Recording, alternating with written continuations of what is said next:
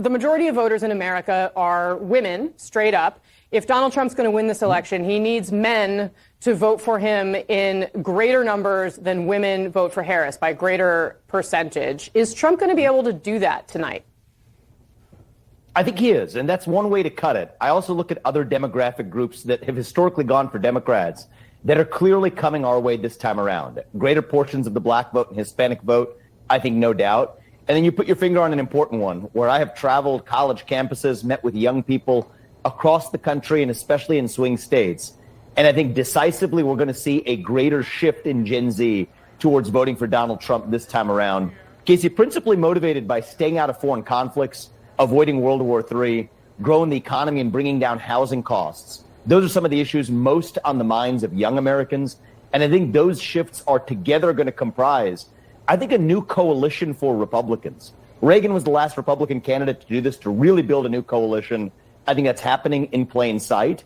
And if my experience traveling the country is any indication, I think that's going to be very positive for Donald Trump tonight.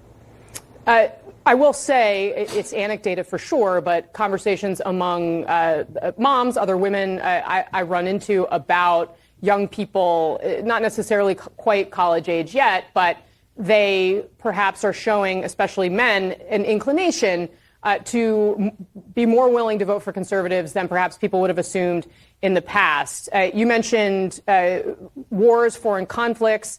Do you think that's the main issue for them? I mean, what is driving that? Yeah, if I had to boil it down to two issues, one is the concern that if there is a foreign war, God forbid, that the United States is involved in, that's going to fall on Gen Z's shoulders. I think there's a lot of skepticism, even from the millennial generation on down, about the failures in Iraq and Afghanistan. I think people give Donald Trump a lot of credit for not being a partisan, in the sense that he was actually bucking the Republican trend of supporting wars like the Iraq War. I think that's carried a lot of credibility with young people who feel duped by a lot of the basis for entering those wars. And then you look at the results in terms of the Ukraine conflict and the Middle East conflict. We didn't have that under Donald Trump. So I think that's probably the number one motivator for young people. Combine that with rising costs. What we've seen over the last several years, and this is a hard fact, is that prices have gone up, but wages have not kept up. And that keeps the American dream out of reach for a lot of those young people. I think the top concern, frankly, for people graduating from college with debt is, are they going to be able to start a family and own a home?